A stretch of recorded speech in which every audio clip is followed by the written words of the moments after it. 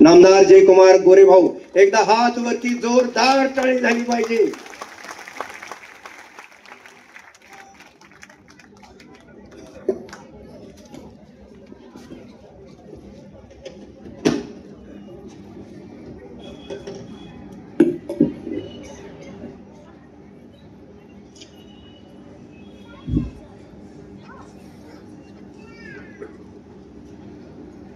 सिद्धनाथाच्या नावानं आवाज येत नाही अजून. किमान आवाज नाथबाबांना ऐकायला गेला पाहिजे, एवढा तरी असला पाहिजे. सिद्धनाथाच्या नावानं आज आपण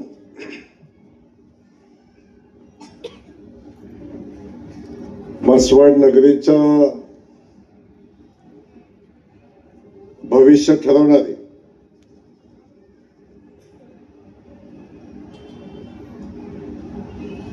पंचवार्षिक निवडणूक आणि या निवडणुकीच्या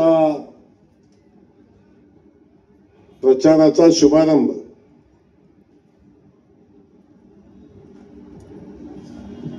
काल संध्याकाळी रात्री उशिरा ठरलं आणि आज प्रचाराच्या शुभारंभाच्या निमित्तानं आपण सगळेजण या ठिकाणी जमलेलो आहात. आपल्या सगळ्यांचं मी मनापासून या ठिकाणी स्वागत करतो. आपल्या सगळ्या उमेदवारांनी, खास करून आपल्या नगराध्यक्ष पदाच्या उमेदवार पूजाताई विरकर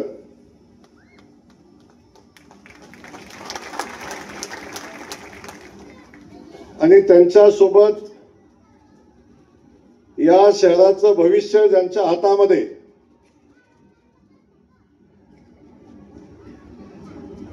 द्यावं अशा पद्धतीची विनंती सिद्धनाथाच्या चरणी आपण सगळ्यांनी केली. ते माझे सगळेच या निवडणुकीतले माझे सगळे उमेदवार, माझ्या भगिनी आणि माझे सगळे बांधव, त्यासोबत आज या ठिकाणी या प्रचाराच्या शुभारंभाच्या निमित्तानं उपस्थित असलेल्या सन्माननीय सोनियाताई, सन्माननीय विजयभाऊ शिंगणा, सन्माननीय अरुणाबा, सन्माननीय माजी नगराध्यक्ष नितीनभाई दोशी, सन्माननीय माजी नगराध्यक्ष सुरेशजी मेहत्रे, सन्माननीय संजय शेठ गांधी, सन्माननीय शिवाजीराव शिंदे, या म्हसवड मंडलचे भारतीय जनता पक्षाचे अध्यक्ष सन्माननीय प्रशांतजी गोरड, सन्माननीय अप्पासाहेब पुकळे, आमच्या सगळ्याचे ज्येष्ठ मार्गदर्शक सन्माननीय भागवत अण्णा, या ठिकाणी उपस्थित असलेले माजी नगराध्यक्ष सन्माननीय डॉक्टर वसंत मासाळ, सन्माननीय बाळासाहेब मासाळ, सन्माननीय डॉक्टर प्रमोदजी गावडे, सन्माननीय बाबासाहेब दोलताडे डॉक्टर, सन्माननीय शंकरशेठ विरकर, सन्माननीय बाळासाहेब बदले, सन्माननीय अशोक शेठ राजगे, सन्माननीय डॉक्टर देवीदास मासाळ, सन्माननीय ॲडव्होकेट हांगे, ज्यांनी सगळ्यांचे फॉर्म व्यवस्थित करण्यामध्ये खूप मोलाची कामगिरी केलेली आहे. उमेदवार निश्चित असू नसू, पण त्याच्या सगळ्याची कागद गोळा करायचं काम आता त्यांनी केलेलं आणि इथून पुढचे 5 वर्ष त्यांच्याकडे दिलेलं आहे. ते सन्माननीय ॲडव्होकेट हांगे माझे पहिल्या दिवसापासूनचे सहकारी आणि या शहराचे नेते सन्माननीय डॉक्टर नारायण मासाळ, लक्ष्मणजी विरकर, आता इथं मागे बसलेले अनेक नेते आहेत. त्या सगळ्यांची नावं घेणं वास्तविक पाहता अपेक्षित आहे, पण सगळ्यांचं मी मनापासून स्वागत करत असताना आपल्या सगळ्या पत्रकार बांधवांचंही मी मनापासून या ठिकाणी स्वागत करतो. कारण या पत्रकारांच्या माध्यमातून मला गेल्या 3-4 दिवसापासून भाद्रपद महिना आल्याची जाणीव झालेली आहे.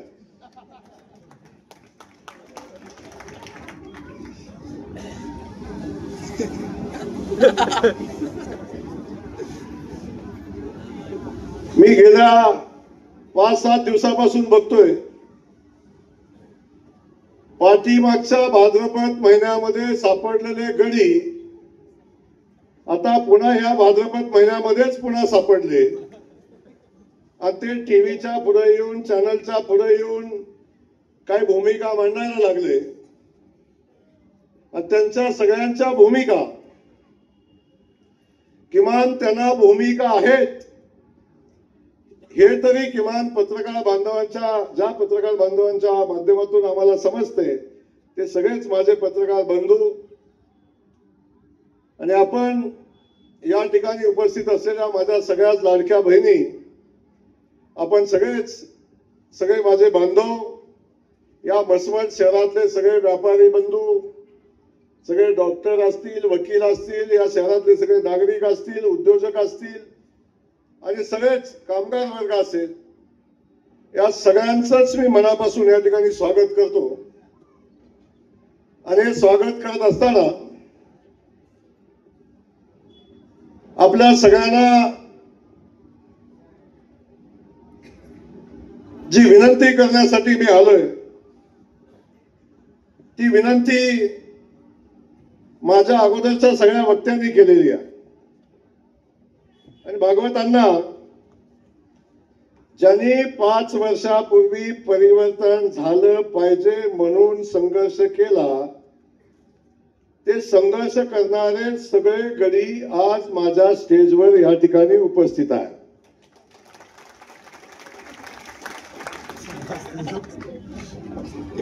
कारण ज्या विश्वासाने जी भूमिका घेऊन या सगळ्यांनी एक परिवर्तनाची भूमिका घेतली आणि लोकांच्या समोर आपली भूमिका मांडली आणि या सगळ्या गड्यांना वाटलं आमचं आता मसवड बदलून, सगळ्यांना वाटलं मसवड मध्ये परिवर्तन होईल. पण परिवर्तन झालं.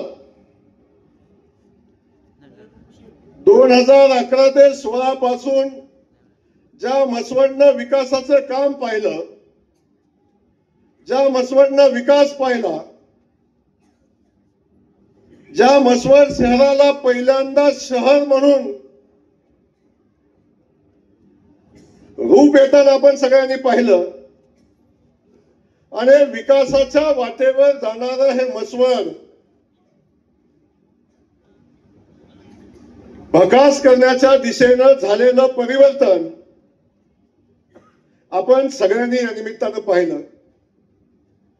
त्यामुळे बाळासाहेब, किमान आम्ही चुकलो हे या स्टेजवर येऊन मान्य केलं. तुमच्या सोबत अनेक लोकांनी आम्ही चुकलो हे स्टेजवर येऊन मान्य केलं. आपण सगळ्यांनी परिवर्तनाची भूमिका घेतली.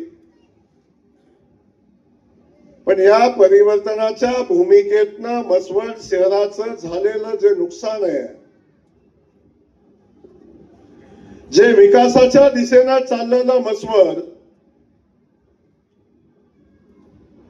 आणि त्याचा तो थांबलेला विकास, यातून झालेलं जे नुकसान आहे ते किमान मसवडला 10 ते 15 वर्ष मागे घेऊन गेलं. आणि मसवड शहराची जी दयनीय अवस्था 2011 साली पहिल्यांदा जेव्हा आम्ही मसवड शहराने आमच्यावर विश्वास टाकला, तेव्हा जी परिस्थिती होती त्याच परिस्थितीला पुन्हा 5 वर्षामध्ये मसवड नेऊन ठेवण्याचं काम परिवर्तन पॅनलनं इमानदारीने केलं. म्हणजे त्यांच्या इमानदारी मला शंकाच नाही. अशा पद्धतीचं काम करत असताना 2011चा कालखंड आपल्या सगळ्यांना आठवतो. 2011 साली म्हसवड शहरामध्ये प्रवेश करताना जे म्हसवड होतं ते एकदा आपण डोळे झाकले तर एकदा आठवून बघा. 10 वर्ष 11 12 वर्षापूर्वीचं म्हसवड एकदा आपण आठवून बघा. स्टँड वरनं निघाला तर एवढे खड्डे, एवढे फुफुटा, एवढा धुरळा, रात्री गेला तर एवढा अंधार. आणि ते म्हसवड आपण 2011 साली जेव्हा जनतेने आपल्या सेवा करण्याची संधी दिली तेव्हा आपण सगळ्यांनी त्या म्हसवडच्या विकासाचा मेरू हातामध्ये घेतला आणि पहिल्यांदा म्हसवडच्या मुख्य रस्ता आहे त्या रस्त्याचं काम आपण चारपदरी करण्याचं काम पहिल्यांदा केलं. त्याच्यामध्ये आपण बघितलं झाडं लावली, डिवायडर केला, झाडं लावली, लाईट लावल्या.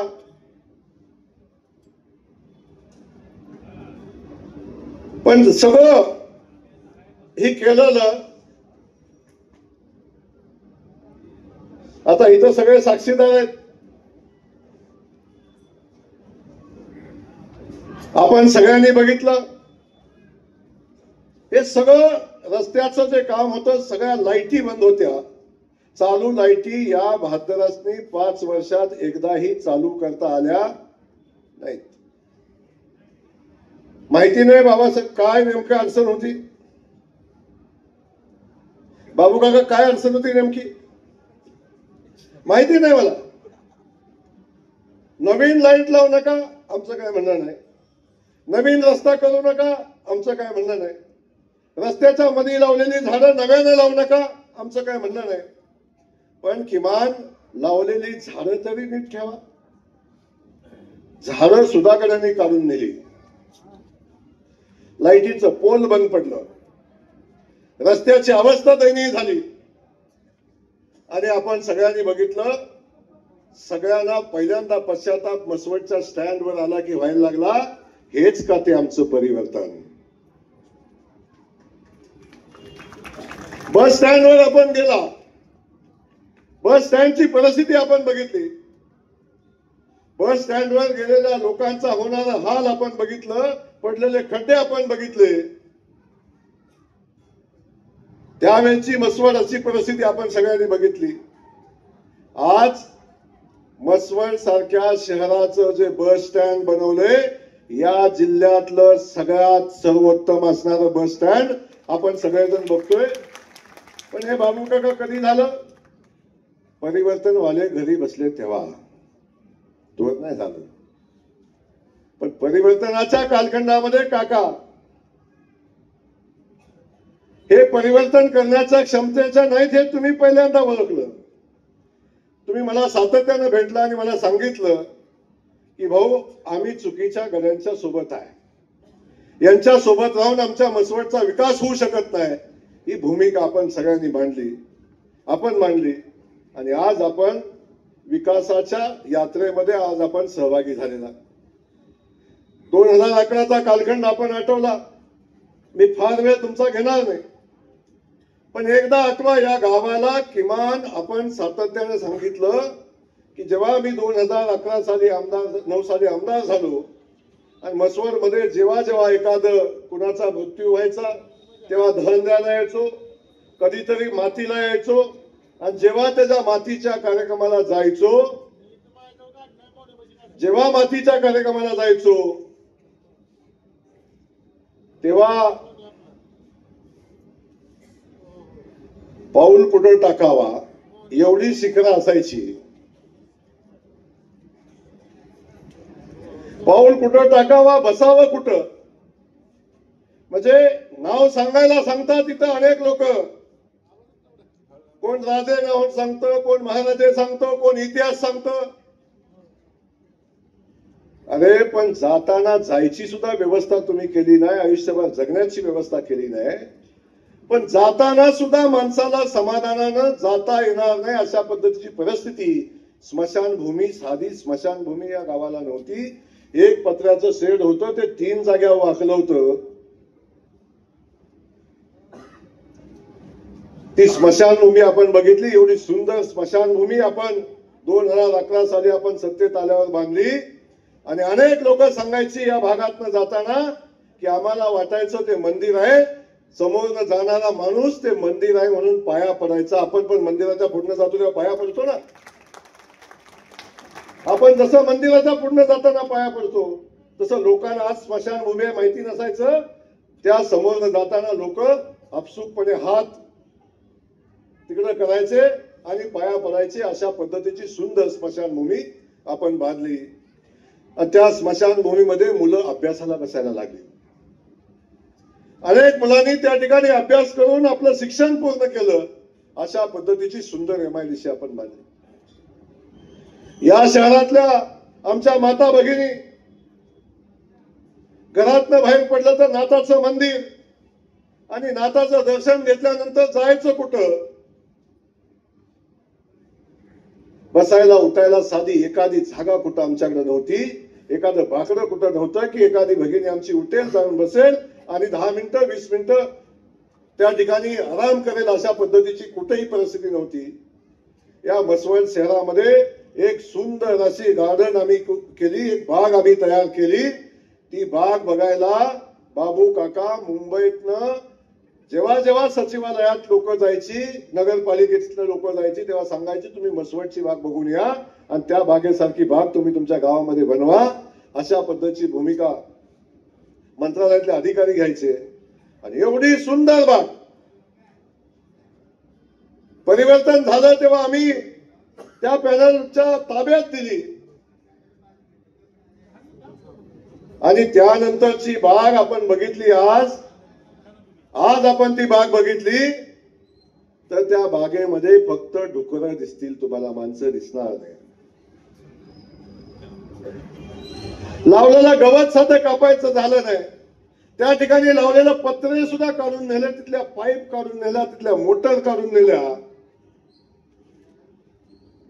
खाली टाकलेले फरशीचे तुकडे सुद्धा भाद्रांनी सोडले नाही.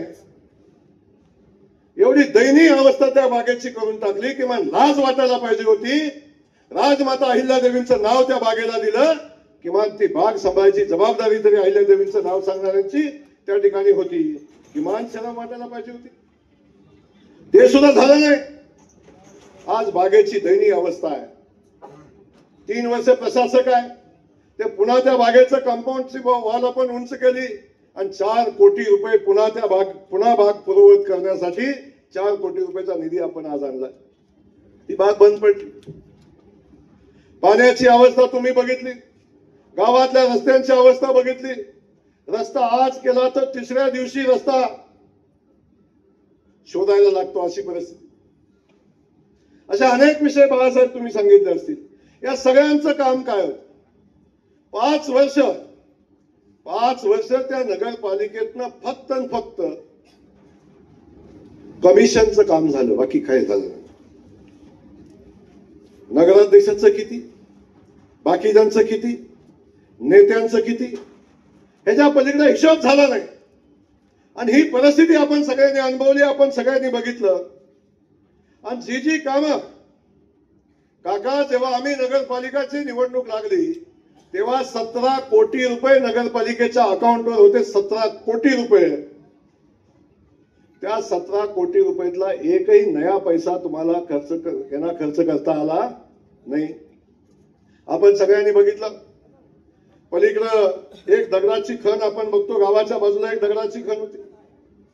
मला वाटतंय कधी तर सिद्धनाथाचं मंदिर उभं केलं किंवा कधी, मला माहिती नाही तो इतिहास, तेव्हा त्या खाणीतनं दगड उचलला. ते दगड काढल्यानंतर ती दगडाची खण तयार झाली. त्या खणीमध्ये गावातली सगळी घाण, गावातलं सगळं पाणी त्या खणीमध्ये यायला लागलं. आणि त्या खणीमध्ये एवढी दुर्गंधी आणि त्यातून एवढं डासाचं साम्राज्य आणि त्यातून अनेक, मला वाटतं एकही घर असं नसेल की त्या खणीतला डास चावला आणि त्याला मलेरिया झाला नाही. असा एका घरामध्ये एकही माणूस कधी सापडणार नाही. कधी ना कधी त्या खणीतला डास आला असेल आणि चावला असेल आणि मलेरिया झाला असेल. पैसे आणून ठेवले होते, डिझाईन तयार होतं, फक्त टेंडर काढायचं होतं आणि ते बांधायचं होतं. पण या भाद्रासनी टेंडर काढायचं सुद्धा जमलं नाही. अकाउंटवर आलेले पैसे नव्यानं आणलेच नाही, पण आलेले पैसे पुन्हा शासनाला माघारी नेले, हे पैसे परत गेले. ही परिस्थिती यांची आजची. आपण बघितलं भाजी मंडई बांधली आम्ही, नगरपालिकेच्या बाजूची भाजी मंडई, नगरपालिकेच्या मुख्य इमारतीपेक्षा सुंदर असणारी ही भाजी मंडई, ही भाजी मंडई आम्ही बांधली. त्या भाजी मंडईचं सगळं काम झालं होतं, फक्त काचा बसवायच्या होत्या आणि कलर करायचा होता. अरे 5 वर्षाच्या यांच्या कालखंडामध्ये काच नाही बसवू शकले, ही काच, एक काच नाही बसवू शकले, ती भाजी मंडई चालू नाही करू शकले, त्याला कलर नाही करू शकले. ही यांची पात्रता, ही यांची काम करायची क्षमता. नव्यानं काम आणायचं सोडून द्या, पण आणलेलं काम, असलेले पैसे खर्च करता आले नाही ना, काम कुठलं करता आलं. ती भाजी मंडई आज आपण बघताय, जेव्हा हे गेले गडी त्याच्यावर तेव्हा काचा बसल्या, ते ह्याच्यावर गेले तेव्हा काचा बसल्या, तेव्हा त्याचा कलर झाला. आता ती भाजी मंडई चालू करण्यासाठी तयार झाली. आम्ही बाबू काका थांबलोय, तुम्ही निवडून नगरपालिकेत गेल्याशिवाय ती चालू करायची नाही म्हणून थांबलोय. सुंदर भाजी मंडई, एवढी देखती भाजी मंडई. आम्ही आमच्या महिला भगिनी जाता, रस्त्यावर उभा राहता, बाजूनं धूळ फुफुटा सगळी घाण, त्याच्यामध्ये भाजी. आता आम्ही भाजीसाठी स्वतंत्र भाजी मंडई आमच्या माता भगिनींच्यासाठी केली. त्या ठिकाणी सुंदर असं बसण्याची व्यवस्था आमच्या सगळ्या भाजीवाल्यांची केली. ती भाजी मंडईची एवढी मोठी इमारत या ठिकाणी झाली. बाजार पटांगण आपण बघितलं, त्या बाजार पटांगणावर पाऊल टाकायचं तर खड्डा, कुठं पाणी साठायचं, कुठं पाणी असायचं, सगळं आपण बघितलं. त्या अख्खं बाजार पटांगण आपण बघताय, सगळं अख्ख्या बाजार पटांगण कॉन्क्रीट केलंय. आता कसलाही पाऊस आला तरी आता बाजार भरायला कधी अडचण येत नाही, अशी सोय आम्ही सगळ्या बाजार करूनची सगळ्या मसवड मधल्या गावकऱ्यांसाठी केली. अख्खं मैदान आज कॉन्क्रीटचं झालेलं आपण सगळेजण बघताय. त्या ठिकाणचं स्टेज आपण बघताय. कुठलं काम सांगू, एक नाही दोन, अनेक कामं. आज सिद्धनाथाची यात्रा उद्या आहे, सिद्धनाथाचा रथ उद्या आहे. आपण सगळ्यांनी बघितलं, रथ ज्या मार्गाने जातो तो ऐतिहासिक असा मार्ग आहे. त्या मार्गाने रथ जायचा, सिद्धनाथाचा रथ. हे सिद्धनाथाचे भक्त आहे म्हणून सांगतात, सिद्धनाथाचं नाव घेतात, पण त्या नाथ बाबांचा रथ ज्या मार्गावर जातो त्या मार्गावरची दुर्गंधी जर बघितली असती, किंबहुना रथ ओढत असताना अगदी कमरे एवढ्या चिखलातनं कधी कधी रथ ओढला, पाणी कसलं होतं आणि कसला चिखल होता ही सांगायची आवश्यकता नाही. अरे गावातली आमची सगळी माणसं तो रथाच्या दोऱ्यावरून एवढ्या मेहनतीनं रथ ओढायची, आणि रथावर बसलेलं गडी त्यांना कधीच दिसलं नाही की आमची माणसं एवढ्या घाणीत, एवढ्या चिखलात, एवढा सिद्धनाथाचा रथ चाललाय, त्यांना तो कधीच चिखल दिसला नाही, कधीच त्यांना घाण दिसली नाही, कारण ते रथावर बसलेले होते. पण रथाच्या रथ ओढणाऱ्यांची आणि रथाच्या खाली चालणाऱ्यांची जाणीव त्या लोकांना कधी झाली नाही. तो भव्य दिव्य असा आणि सुंदर असा रथ मार्ग आम्ही तयार केला. आता आमच्या सगळ्या रथ ओढणारे असतील, सगळे भाविक भक्त असतील, आता चिखलात जायला लागत नाही. रथ सुंदर आणि स्वच्छ मार्गाने आज रथ जाताना आपण बघतो. या भागात रथ निघतो आणि स्वच्छ सुंदर मार्गाने आमचा रथ जाताना आपण बघताय. नाथ बाबाच्या सुद्धा यात्रेच्या निमित्तानं आपण उद्या त्याचा अनुभूती पण घ्याल. या बाजूने जिकडे जाल त्या बाजूने पलीकडे सिन्हा भाऊने आमचा बंधारा बांधला आणि निवडणूक लागली, काय सांगायचं तुम्हाला. आता पाणी गावात घुसलं. आता त्या सिन्हानं बंधारा बांधला आणि आमदाराने त्या सिन्हाला बांधायला लावला. आता गावाचं नुकसान झालं, ते पाणी आता गावात घुसणार आहे म्हणून गडी. बघा यांचं जे आयुष्यात काही करता आलंच नाही चांगलं, पण ज्यांनी चांगलं केलंय त्याचं कौतुक सोडून द्या, पण झालेलं काम सुद्धा चुकीचं झालंय ही सांगण्याची पद्धत आपण सगळ्यांनी बघितली. तुम्हाला पाणी बघताना काही वाईट वाटतं का? पाणी चांगलं नाही दिसत? चांगलं नाही दिसत पाणी? अरे गावाच्या बाजूला एवढं सुंदर पाणी बघितल्यावर मनाला शांती मिळते, मनाला समाधान मिळतं. असा बंधाऱ्याची उंची सुद्धा या भाद्रांनी कमी करायला लावली. आणि जसं काय संकट गावावर आले अशा पद्धतीची भूमिका आज बघताय.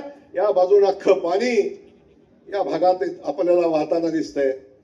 ही सगळी परिस्थिती आपण सगळ्यांनी अनुभवली. वाड्या वस्तीच्या रस्त्याचा विषय असेल, अगदी लांब मळ्यापासून कंडोळे मळ्यापासून अगदी काळ्या पट्ट्यापासूनच्या सगळ्या रस्त्यांची अवस्था आपण बघितली असेल. सगळ्या वाड्या वस्तीच्या रस्त्याची अवस्था बघितली. एकाही वस्तीला रस्ता नव्हता. एकाही वस्तीला रस्ता नव्हता. आमच्या 5 वर्षाच्या कालखंडामध्ये प्रत्येक वस्तीला रस्ता देण्याचं काम या निमित्तानं आम्ही केलं. मसाईवाडीला गेला तर एवढा सुंदर रस्ता आहे.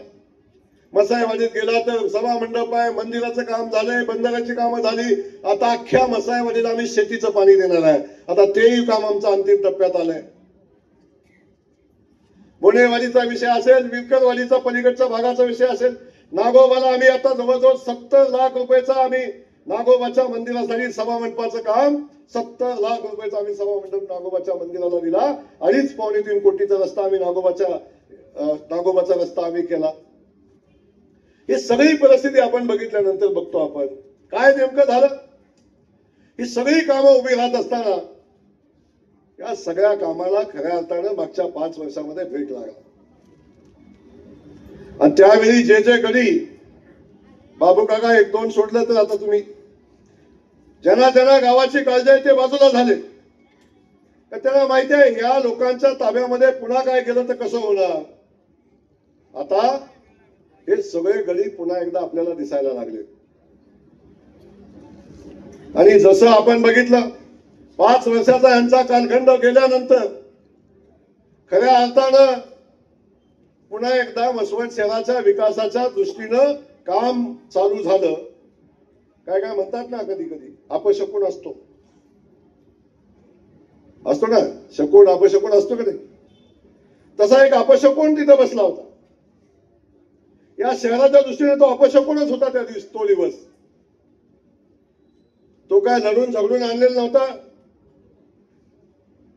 भानगडी करून षडयंत्र करून तो विजय तुम्ही मिळवला. पण त्याचा परिणाम काय झाला आपण बघितला, गावाने भोगला. पण जेव्हा हे सत्तेवर उतरले तेव्हा खऱ्या अर्थानं पुन्हा एकदा मसवड शहराच्या विकासाची सुरुवात झाली. आणि आपण बघतोय मसवड शहराच्या पाण्याची 80 कोटी रुपयाची योजना आता फक्त अंतिम टप्प्यामध्ये आहे. सगळ्या वाड्या वस्तीवर पाईपलाईन पोचली ना. पाईपलाईन सगळ्या वाड्या वस्तीवर पाईपलाईन पोचली. मुख्य पाईपलाईनचं काम झालं. आता वॉटर ट्रीटमेंट प्लांट आता अंतिम टप्प्यामध्ये 8-10 दिवसाचं काम त्याचं राहिलंय. गावातल्या सगळ्या पाण्याच्या टाक्या बांधल्यात. आणि जो शब्द मी आपल्या सगळ्यांना दिला होता की माझ्या बहिणींच्या साठी 24 तास जेव्हा चावी चालू करेल तेव्हा बहिणीला पाणी मिळालं पाहिजे, ही भूमिका घेऊन ती योजना आपण 80 कोटी रुपयाची योजना केली. आता ती योजना अंतिम टप्प्यामध्ये आहे. त्या योजनेचं काम आता झालं की आपल्याला सातत्याने या गावाला पाणी मिळेल. भुयारी गटरची योजना जवळजवळ 100 कोटी रुपयाची या गावातल्या अंतर्गत भुयारी गटरची योजना आपण मंजूर केली. आता गावातले सगळी गटरची व्यवस्था आपण अंतर्गत करतोय आणि भुयारी गटर करून या गावातली सगळी घाण सगळी व्यवस्था आपण बाहेर नेण्याचं काम आपण या निमित्तानं करतोय. 100 कोटी रुपये कशाला म्हणतात 100 कोटी रुपये. 100 कोटी रुपयाची योजना आपण मंजूर केली. आता ती योजना लवकरच त्याचं टेंडर होईल आणि आता या योजनेची प्रत्यक्षात सुरुवात होईल. त्याच्यानंतर आपण बघितलं असेल ती दगडाची खण होती त्या ठिकाणी त्यांनी पैसे परत घालवले आणि हे खुर्चीवर बसलेले शकुनी जेव्हा खाली उतरले तेव्हा आपण पुन्हा त्या दगडाच्या खाणीचं एका भव्य दिव्य सुंदर अशा वास्तूमध्ये रूपांतर करण्यासाठी त्या ठिकाणी एक मंगल कार्यालय सामाजिक सभागृह बांधण्याचा आपण निर्णय घेतला. 24 कोटी रुपयाचं सामाजिक सभागृह. ती खण आपण मुजवली. आता बघा खण तुम्हाला दिसत नाही. ती खण मुजवली, डास कमी झाले, गावातली घाण कमी झाली. आता त्या खणीमध्ये भव्य दिव्य अशा सामाजिक सभागृहाचं काम आता चालू आहे. जवळजवळ 24 कोटी रुपये खर्च करून आपण ते काय या ठिकाणी ते सभागृह बांधतोय. आणि जेव्हा ते सभागृह पूर्ण होईल आपण बघतो आमच्या मायलेकींची कुठल्या भगिनींची एखादे दुसरं लग्न असेल, छोटा मोठा कार्यक्रम असेल, खास करून मसवड शहरातला आपण बघतो, एखादं मंगल कार्यालय घ्यायला गेलो तर आपल्याला कितीला मिळतो? एक मंगल कार्यालय किती भाडं असते? किती? 50,000. तुमचं 50,000. तुमच्यात कुठं 50,000, कुठं 40,000, कुठं 70,000 रुपयाला मिळणारं मंगल कार्यालय आपण सगळ्यांनी बघितलं. पण ते मंगल कार्यालय आहे त्याच्यापेक्षा 100 पटीनं चांगलं आपण सामाजिक सभागृह आपल्या मसवड शहराच्या तुमच्या मालकीचं मानतोय, तुमच्या मालकीचं मानतोय. आणि हे सभागृह पूर्ण होईल तेव्हा फक्त त्याचं भाडं आमच्या मसवड शहरातल्या लोकांसाठी फक्त 10,000 रुपये असेल. 10,000 रुपये, फक्त 10,000 रुपये. त्यात खोल्या सुद्धा, रूम सुद्धा भाड्याने मिळतील. एक भव्य दिव्य असं सभागृह आम्ही बांधतोय आणि ते शहरातलं सगळ्यात सुंदर वास्तू असेल, सगळ्यात देखणी वास्तू ते असेल. त्याच ठिकाणी आम्ही छत्रपती शिवाजी महाराजांचा भव्य दिव्य असा पुतळा आम्ही त्या ठिकाणी उभा करतोय. आजपर्यंतच्या इतिहासामध्ये अनेक लोकांनी जातीवादावर राजकारण केलं, अनेकांनी सांगितलं आम्ही राजे, आम्ही महाराजे आहे. अरे पण सगळ्या राजे महाराजांना आणि वारसा सांगणाऱ्यांना आजपर्यंत अख्ख्या मान खटाव तालुक्यामध्ये छत्रपती शिवाजी महाराजांच्या प्रतिमेला हार घालायचा आहे तर कुठं घालायचा बाबू काका सांगा तुम्ही मला.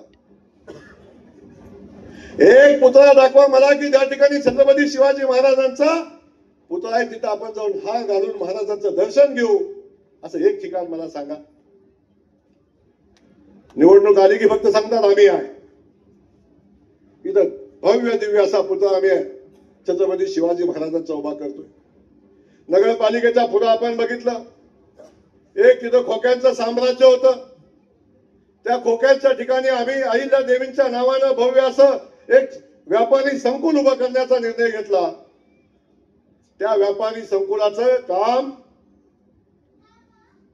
पैसे मंजूर होते बाबू काका, काहीच नव्हतं, फक्त करायचं होतं. नाही केलं 5 वर्षात. मला समजलं नाही याच्या मागचं कारण काय होतं. 5 वर्षात केलं नाही ते. पण आता जसं हे शकुनी मामा खुर्चीवरून उतरले तसं ते भव्य दिव्य असं व्यापारी संकुल उभं राहिलं. हे आपण सगळ्यांनी बघितलं. एवढं सुंदर व्यापारी संकुल उभं राहिलं. आज त्याकडे बघितलं की नजर लागेल अशा पद्धतीचं व्यापारी संकुल. किमान खुर्चीवर बसलेले गडी होते, त्यांना अहिल्या देवींचं नाव त्याला याची तर जाणीव पाहिजे होती, तेही राहिली नाही.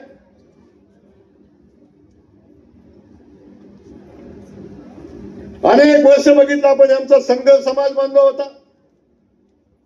या संघ समाज बांधवांना प्रत्येक वेळी निवडणूक आली की मिटिंग घ्यायची आणि मिटिंग घेतली की सांगायचं आम्ही तुमच्या गणपतीला 20,000, 15,000, 10,000, 5,000 देतोय. आणि त्या गणपतीच्या वर्गणीवर आमच्या संघ समाजाला किती वर्ष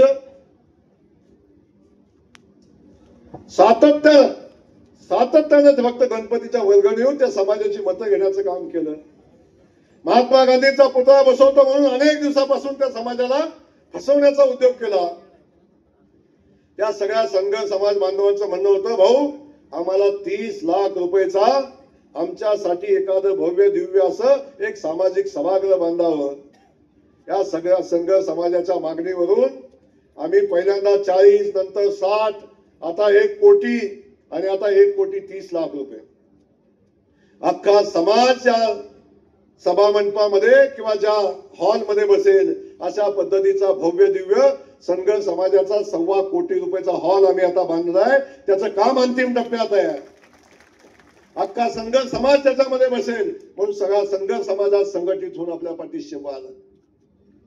पलीकडे बौद्ध समाज बांधव भव्य दिव्य असं आंबेडकर भवन आपण बांधलं की जे भवन आजपर्यंत या तालुक्यात नव्हे या जिल्ह्यामधलं सगळ्यात सर्वोत्तम आंबेडकर भवन कुठं बघायचं असेल तर ते आमच्या मसवडमध्ये येऊन आमचं आंबेडकर भवन बघायला लागेल. अशा पद्धतीचं सुंदर आंबेडकर भवन जवळजवळ 1.5 कोटी रुपये खर्च करून आम्ही बांधलं. असे एक ना अनेक कामं सांगत राहिलो तर कामांची यादी खूप मोठी आहे. त्याच चौकामध्ये आम्ही अहिल्यादेवींचा पुतळा बसवण्याचा निर्णय घेतला. पुतळा बसवलाच नाही, पण ठिकाणावर वाद निर्माण करायचा प्रयत्न केला बाळासाहेब. पण आता आम्ही भव्य दिव्य असा अहिल्यादेवींचा पुतळा बसवण्यासाठी पुतळ्याच्या फाउंडेशनसाठी 55 लाख रुपये मंजूर केले आणि पुतळा बसवण्यासाठी जो पुतळ्याचा स्टॅच्यू बसवण्यासाठी पुतळा बसवण्यासाठी आम्ही आता त्याचा प्रतिकृती पण तयार केलेली आहे. बघितली मला वाटतं इथल्या सगळ्यांनी. आजपर्यंत अहिल्यादेवींचा मला नाही वाटत या भागात परिसरात किंबहुना या 2 जिल्ह्यात एवढा सुंदर पुतळा असेल. असा पुतळा जवळजवळ 54 लाख रुपये खर्च करून त्या ठिकाणी पुतळा आम्ही स्वखर्चाने बसवायचा निर्णय घेतलाय. त्यासाठी जयकुमार गोरे कुणाची वर्गणी मागणार नाही.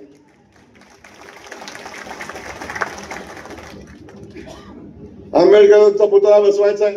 आता जे मतं देत आहेत त्यांना सांगा ती कधी नाही आंबेडकरांची झाली आजपर्यंत.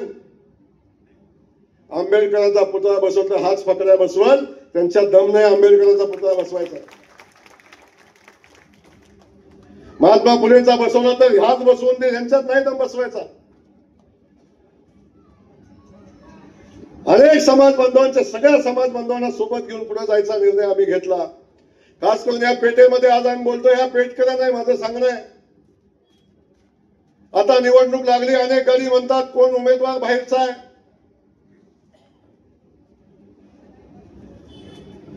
काही आता ठिकाण काढलं पहिल्याने, हेच गडी जे सांगतायत ना आता त्याच गड्याने मागच्या वेळी बाहेरचा उमेदवार आणला होता, म्हणजे बाहेरचा होता. मागच्या वेळी परिवर्तन पॅनलनं नगराध्यक्ष पदाचा उमेदवार आणला, तो कुठला होता? कुठला होता? तेव्हा तो बाहेरचा नव्हता. सोयीनं धोरण, सोयीनं धोरण हे गडी कधी बदलतील याचे काही नियम नाही.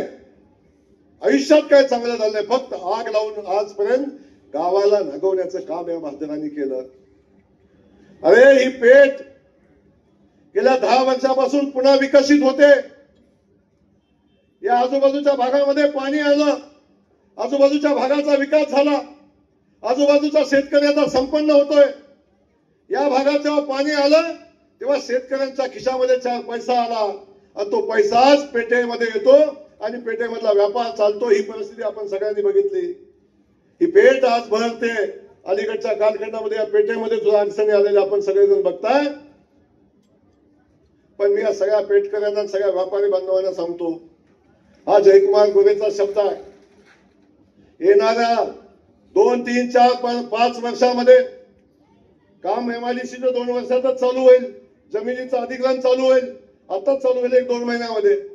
आणि जेव्हा ही भव्य दिव्य अशी एमआयडीसी या ठिकाणी तयार होईल तेव्हा मी आज सांगतो, म्हसवड हे पश्चिम महाराष्ट्रातलं सगळ्यात विकसनशील शहर म्हणून या म्हसवड शहराकडे आपण बघितलं आहे. अशा पद्धतीचं शहर बनवण्याचा संकल्प आपण केलाय. हजारो कोटी रुपयाची इन्व्हेस्टमेंट या ठिकाणी येईल आणि हजारो मुलांच्या हाताला काम या निमित्ताने एमआयडीसीच्या माध्यमातून येईल. तेव्हा व्यापार तेवढाच वाढेल, त्या भागातली परिस्थिती तेवढी वाढेल, जमिनीच्या किमती वाढतील आणि मोठ्या संख्येने लोक या गावामध्ये येतील. या गावाचा विकास मोठ्या पद्धतीने होईल आणि तेव्हा या गावाचा विकास होत असताना ही पेठही तेवढ्याच ताकदीने वाढेल, मोठी होईल. पण पेठ करायला माझी विनंती आहे, कुणाला ज्याला पेठच कळत नाही, व्यापारच कळत नाही, अशा माणसाच्या हाती सत्ता देऊन काय करतात? आपण पेठत असणारे आता लोक आहेत त्यांना विचारा, पेठेसाठी काय केलं, गावासाठी काय केलं? कोणतं राजा आहे, कोणतरी महाराजा आहे म्हणून मत द्या. माझं सांगा मला, या लोकांनी गावासाठी काय केलं? आज नव्यानं हे सगळे परिवर्तनवाले एकत्र आले. ते एकत्र नाही आले बापू काका. एकाचं चिन्ह आहे घड्याळ, दुसऱ्याचं चिन्ह आहे मशाल, तिसऱ्याचं चिन्ह आहे बाण, चौथ्याचं चिन्ह आहे हात, 5व्याचं चिन्ह आहे चप्पल. आता तेवढीच हाणायची राहिली, बाकी सगळं आहे त्यांच्याकडे. सगळं कधी वेगवेगळं. मी तुम्हाला कायम सातत्यानं सांगतो, ज्या आपण आजारी पडलो, आपल्याला रक्ताची आवश्यकता आहे, तेव्हा आपला रक्तगट जो आहे त्याच रक्तगटाचं रक्त आपल्याला दिलं तर माणूस जगतो ना. आपला रक्तगट शोधतो का नाही आपण? आता मला सांगा, ही वेगवेगळ्या रक्तगटाचं गडी एकत्र आलं आणि या सगळ्यांचं रक्त एकत्र आलं तर काय होईल? हो, काय होईल? अरे कुणाचा कुणाला मिळेल नाही, हे गावाचं पाक वाटोळ करून टाकतील. आता समजा गावात दहशतवाद आहे, आम्हाला जंगल राज संपवायचं आहे. गावात दहशतवाद असता, गावात जंगल राज असतं तर ह्या जंगलात त्यांना सोडलं असतं का?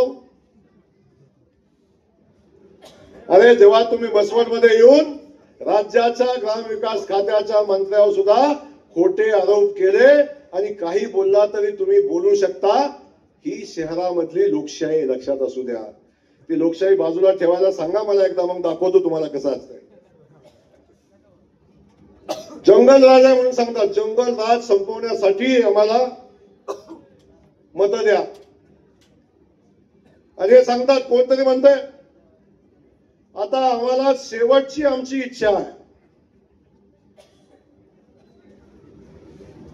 गावातले एक उमेदवार नगराध्यक्ष पदासाठी उभे आहेत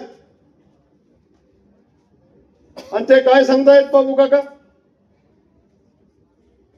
आता आम्हाला शेवटचं मत द्या, आमच्या बापूंची शेवटची इच्छा आहे.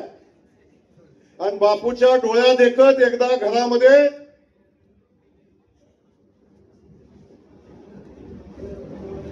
म्हणजे बापूच्या डोळ्या देखत एकदा घरामध्ये गुलाल पडू दे अशी यांची इच्छा आहे. बाबू काका मला कळना, बापून अजून 15 वर्ष जगायचं नाही, एवढ्या लवकर गडबड का करायला लागले ते? किमान आपल्या कुटुंबातल्या माणसाबद्दल आदराने बोला. म्हणजे यांनी ठरवून टाकलंय, की हे कधी जाणार. अशा पद्धतीची अवलादी असू शकतात कोण? काय बोलावं, कधी बोलावं, किमान आपण आपल्या बापाबद्दल बोलतो याची जाणीव असावी. त्याच्या डोळ्या देखत म्हणे.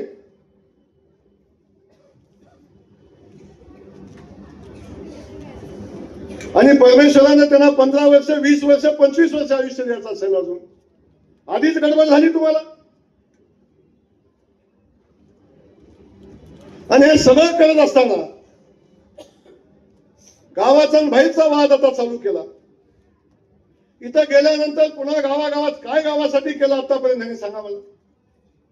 गावात जे जे काम केलंय बाबू काका, जे काम केलंय बंडू, ते काम गावात आपण आल्यानंतर केलं. यांनी केलं काय सांगा मला.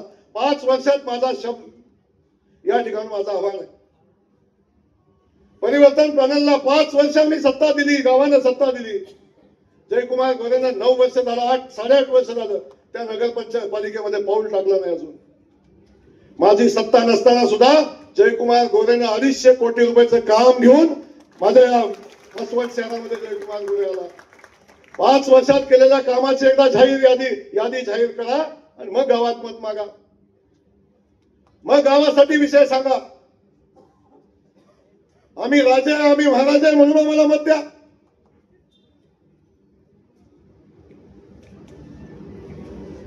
हो, तुम्ही तुमच्या घरचे राजे असाल, पण आमच्या रयतेची राणी आता उभी राहिली. ही रयतेची आहे, ही तुमची आहे, ही सामान्यातली आहे. वाड्यात किती वाजता दारू मिळतं, किती वाजता बंद होतं माहिती आहे तुम्हाला? जाऊन दाखवा एकदा वाड्यात. 24 तास आपल्या सेवेसाठी उभी राहणारी कुटुंबातली, सामान्य कुटुंबातली मुलगी उभी आहे. ती म्हणे तिला वाचता येत नाही, लिहिता येत नाही, ती कसे अशिक्षित आहे. सुशिक्षित उमेदवाराला मत द्या म्हणे. सुशिक्षित, किमान सुशिक्षित तरी म्हणता येतं का? ते सांगतात सुशिक्षित उमेदवाराला मत द्या. आणि ही मुलगी बीकॉम आहे.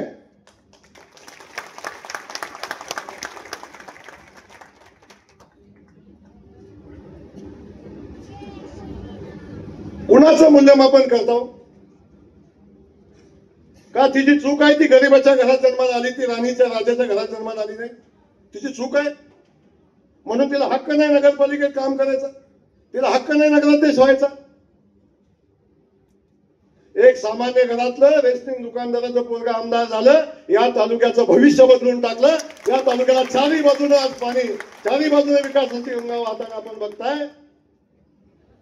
आणि त्याच पद्धतीची भूमिका जेव्हा ही मुलगी आमची नगराध्यक्ष होईल, आमचे 20 लोक काम करतील, तेव्हा हा जयकुमार गोरे आपल्याला शब्द देतोय, मसवड शहराचा इतिहास चेहरा मोहरा बदलल्याशिवाय जयकुमार गोरे राहणार नाही. ही निवडणूक लागली, लगेच वाड्यातलं टोळकं आणि त्यांच्या मुजरा घालणारं टोळकं प्रत्येक वाड्या वस्तीवर जाऊन बसायला लागलं. तुम्ही आमच्या जमिनीत राहताय, तुम्ही आमच्या जमिनीत राहताय, बघून घेईन, जमीन काढीन, काय काय काय काय विषय चालू आहे. देशाला स्वातंत्र्य मिळालं, देशाला स्वातंत्र्य मिळालं किती साली? कधी? 1947 साली देशाला स्वातंत्र्य मिळालं. पण आमच्या दहिवडी वस्तीला अजून स्वातंत्र्य मिळालं नव्हतं. आमच्या विरकरवाडीला कधी स्वातंत्र्य मिळालं नव्हतं. आमच्या कलडोने वस्तीला कधी स्वातंत्र्य मिळालं नव्हतं. आमच्या लांबमाळ्याला कधी स्वातंत्र्य मिळालं नव्हतं. आमच्या काळ्यापट्ट्याला कधी स्वातंत्र्य मिळालं नव्हतं. आमच्या बोनेवाडीला कधी स्वातंत्र्य मिळालं नव्हतं. कारखान्यापासूनचा सगळा परिसर या सगळ्या लोकांना कायम गुलामीत ठेवण्याचं काम केलं. राऊतवाडी सुद्धा, अरे 1 रुपयाचं कर्ज नाही घेऊ शकली माणसं. स्वतःचं घर बांधायचं म्हणलं तर घर बांधू नाही शकत ही माणसं. बँकेचं लोन नाही घेऊ शकत, स्वतःच्या मनानं काही काम नाही करू शकत. अशा पद्धतीची परिस्थिती निर्माण झाली होती. सगळ्या लोकांना दमबाजी करायचं काम, कुणाकडून पैसे घ्यायचं काम. अरे सांगताना राजे तर दानं ठेवायची होती. राजाने चला मी माझ्या रयतेसाठी हे सगळं सोडून दिलं आणि आमच्या रयतेच्या ताब्यात असणारी जमीन आम्ही त्यांना दिली. ही भूमिका घ्यायची होती ना कधीतरी.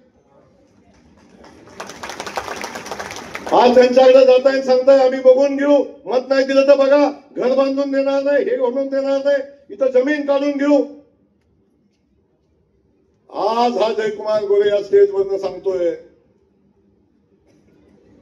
1947 साली देशाला स्वातंत्र्य मिळालं असेल, पण माझ्या मसवड मधल्या सगळ्या माता भगिनी शेतकरी बांधवांना आता स्वातंत्र्य मिळाले.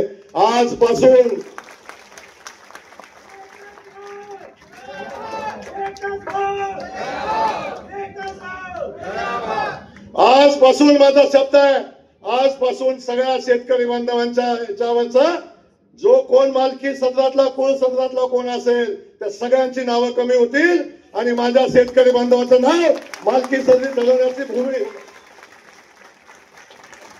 आदेश महाराष्ट्र सरकारनं केलेला आता.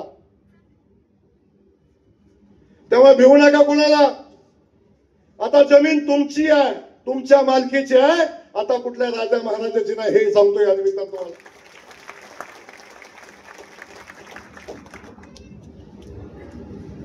अनेक वर्षापासून दाखवलं या लोकांना, अनेक वर्षापासून या सगळ्या लोकांचं हाल अपेक्षा याला करायचं काम केलं. कधी सुखानं जगू दिलं नाही लोकांना, कधी शांतीनं झोप लागली नाही. ही जमीन माझी आहे का, हे घर माझ्या जागेत आहे का, अशा पद्धतीची परिस्थिती निर्माण केली. कुणाकडून 10 लाख 50 लाख 20 लाख घेण्याचं काम केलं. आता म्हणे आदेश झाला तरी कोर्टातनं स्टे घेऊन दाखव.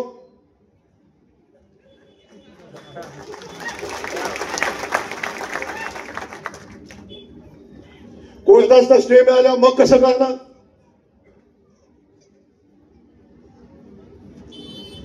कशाला काय करतो, जाहीर करून टाका निवडणुकीला उभं राहिलंय. आम्ही केलं दान म्हणून, दान करायची गरज नाही, आम्हीच घेतलंय. आता आम्ही आमच्या हक्काची जमीन आमच्या सगळ्या शेतकरी बांधवांच्या नावावर करण्याचा निर्णय आता घेतलाय आणि त्याचा आदेश आता महाराष्ट्र सरकारनं केलेला आहे. असे अनेक विषय आपल्याला सांगण्यासारखे. मी जेवढा वेळ बोलेन तेवढं कमी आहे, पण या ठिकाणाहून मी या ठिकाणी एवढंच सांगणार, सगळ्या मसवडच्या शहरातल्या सगळ्या लोकांना एवढंच सांगणार, बाबांनो जी चूक केली ती आता चूक पुन्हा करू नका. अशा लोकांच्या हाती सत्ता द्या की ज्याला सामान्य माणसाचं दुःख माहिती आहे, ज्याला सामान्य माणूस माहिती आहे, जो सामान्य जीवन जगतो अशा माणसाच्या हातामध्ये सत्ता द्या.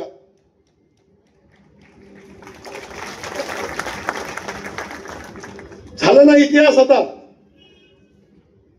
झाला इतिहास. आता भविष्यात असले सरंजाम पुन्हा तयार करू नका जे की पुन्हा तुमच्या जमिनीवर हक्क सांगतील. अशी माणसं या सत्तेमध्ये येता कामा नये. अशा पद्धतीची भूमिका तुम्हाला घ्यायला लागेल. काय अवस्था आहे, सगळे पॅनल समोर उभे राहिलेत. जो पॅनल पुढे उभा राहिला आहे कुणाचा कुणाला मिळत नाही, कोण उभा राहिलाय माहिती नाही, अजून काय चाललंय हे माहिती नाही. पण एकच यांची आयडेंटिटी की आम्ही राजे महाराज आहे म्हणून आम्हाला मतदान द्या, आमच्यासाठी आम्हाला मतदान द्या. अशा पद्धतीची दबावाची भूमिका घेत आहे. पण चिंता करू नका, अजिबात नाही. आता असे अनेक राजे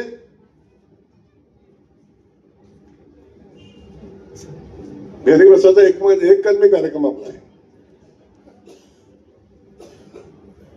त्यामुळं आपण सगळ्यांना माझी विनंती आहे या निमित्तानं की आपण सगळ्यांनी मिळून आता ठाम भूमिका घेतली पाहिजे. घराघरामध्ये जावा, उतू नका, मातू नका. आज आम्ही उमेदवार दिलेले आहेत. मला सांगताना मनापासून आनंद होतो.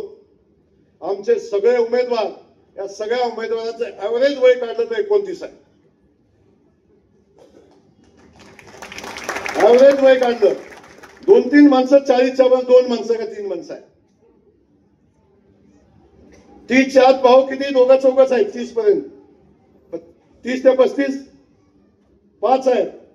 आणि 20च्या आतली जवळजवळ 13 आहे. आपलं 30च्या आतली 13 लोक, 13 उमेदवार आज येत आहेत. अखिलच जरा मोठा दिसतोय. तुझं 2 कोटी कुठं आहे ते जमा कर लवकर.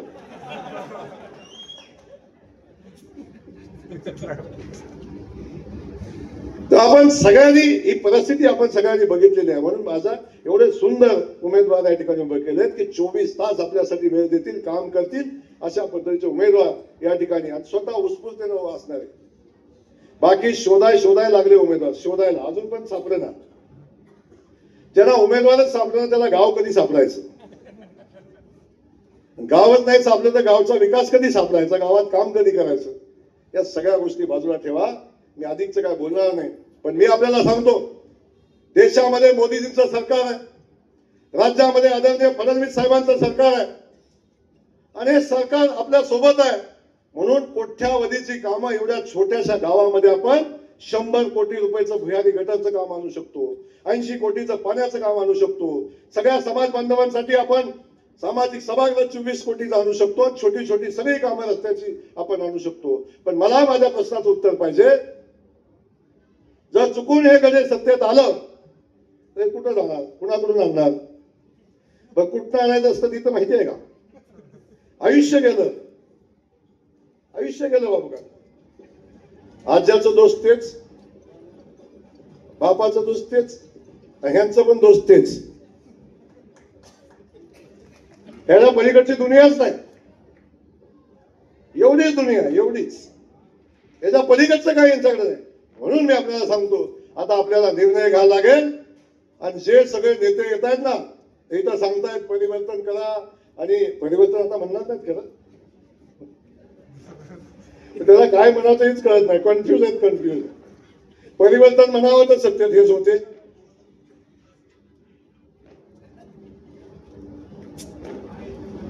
नव्यानं निवडून द्या म्हणावं तरी सत्तेच हेच होते. यांना सांगण्यासारखं काय राहिलं नाही. पण आपल्या सगळ्यांना या ठिकाणी मी एवढंच सांगतो, उतू नका, मातू नका. सगळे चांगले उमेदवार आहेत. सगळ्या कार्यकर्त्यांना माझी विनंती आहे, किती वातावरण चांगलं असू द्या, पण रात्रंदिवस मेहनत घ्या. आत्ता पराभव असा करायचा आहे. अरे मागच्या वेळी रडीचा डाव खेळला, जयकुमार गोरेला गावातनं बाहेर घालून निवडणूक जिंकला. लक्षात ठेवा, हा काळाचा महिमा आहे, काळाचा महिमा. या काळाचा महिमा आहे.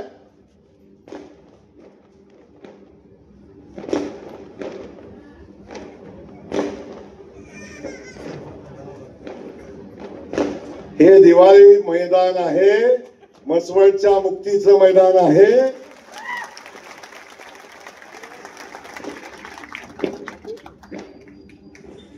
आजपासून मसवडचा माझा शेतकरी भयमुक्त झालेला आहे.